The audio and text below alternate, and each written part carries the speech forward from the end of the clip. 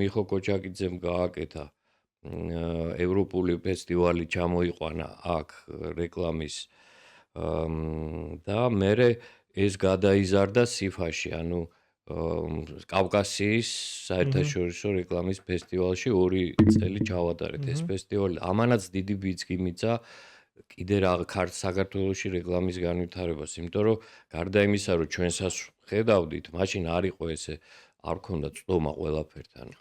და ჩამოვიდნენ სპეციალისტები, ჩამოიტანეს რეკლამები, იყო მასტერკლასები და ასე შემდეგ. ამანაც ბევრი რამე გააკეთა, მაგრამ ყველა აღნიშნავდა, რატო ეძახი ოქროს ხანას, რომ ეს არის ჩვენთვის აღმოჩენაო, იმიტომ რომ საქართველოში მართლა რაღაცა თავისებური, ძალიან კრეატიული, კარგი ქართული ინსაიტები ხდებაო რა.